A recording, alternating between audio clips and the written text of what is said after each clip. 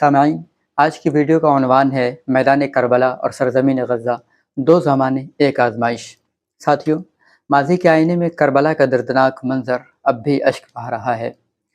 لوگ آج بھی حسین رضی اللہ عنہ کی مظلومیت پر ماتم کرتے ہیں، یزید کے ظلم پر لعنت بھیجتے ہیں اور اہل بیت کے صبر و استقامت کو خراج عقیدت پیش کرتے ہیں۔ مگر کیا کسی نے آنکھ کھول کر حال یعنی موجودہ زمانے کو دیکھا ہے؟ کیا کسی نے غور کیا کہ غزہ میں آج پھر کربلا سجا ہوا ہے؟ پانی بند ہے، کھانا بند، دوائیں بند، مسجدیں ملبے میں، بچے شہید، ماں کی گود اجڑ گئی، بوڑھے بے سہارا ہو گئے، اور دنیا کی سب سے بڑی امت اور دوسری سب سے بڑی تعداد رکھنے والی امت خاموش ہے۔ کربلا میں اہل کوفہ نے ساتھ چھوڑا تھا، غزہ میں اہل عرب نے دیواریں کھڑی کر دی ہیں۔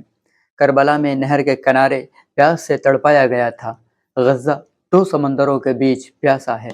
کربلا میں یزیدی لشکر نے سجدہ گاہوں کو رون ڈالا، غزہ میں اسرائیلی افواج نے سجدہ ریز نمازیوں کو شہید کر دیا۔ وہاں حسین رضی اللہ عنہ پر سلطنت کا الزام تھا، یہاں مجاہدین پر شدت پسندی کا۔ وہاں یزید کے دربار میں سچ کا گلا گھونٹا گیا تھا، یہاں عالمی اسٹیج پر مظلوموں کی صدائیں دبائی جا رہی ہیں۔ آج بھی کچھ زبانیں یزید کی تعدیل میں اور حمایت میں مصروف ہیں، اور کچھ دماغ مجاہدین کی نیتوں کا پوسٹ مارٹم کر رہے ہیں۔ وہی ذہنی عیاشی، وہی بے فائدہ مشاجرات، وہی پرانی بحثیں، گویا ہم تاریخ کے دائرے میں قید ہو چکے ہیں اور حال کی سچائی سے آنکھیں چرا رہے ہیں۔ یہ غزہ کا کربلا آخر کب ختم ہوگا؟ کیا جب ہر بچہ شہید ہو جائے گا، ہر ماں نوحہ بن جائے گی، ہر گلی مقتل میں بدل جائے گی، تب ہم مرثیہ لکھیں گے، تب ہم تصویریں پوسٹ کریں گے اور دل گرفتہ تعزیتی بیانات جاری کریں گے؟ نہیں، تاریخ خاموش نہیں رہتی۔ عند اللہ یجتمع الخصوم، وہاں پر ہر ظالم و مظلوم کو حاضر ہونا ہوگا۔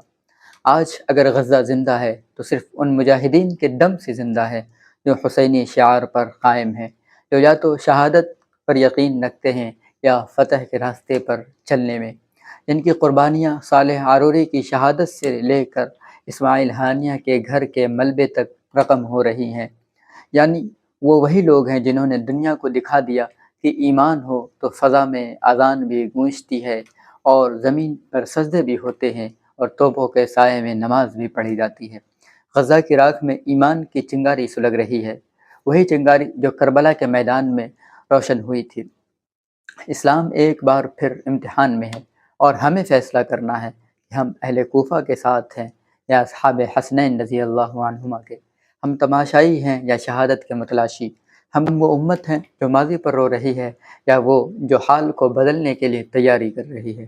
اللہ رب العزت اہل غزہ پر اپنا خاص فضل و کرم فرمائے، ان کی نصرت فرمائے اور ہمیں بھی بیداری عطا فرمائے تاکہ ہم بھی ایک نامور اور ہوش مند نسل بن سکیں۔ ملتے ہیں دوستو پھر کسی اور ویڈیو میں، تب تک کے لیے اپنا خیال رکھیں۔ السلام علیکم ورحمۃ اللہ وبرکاتہ۔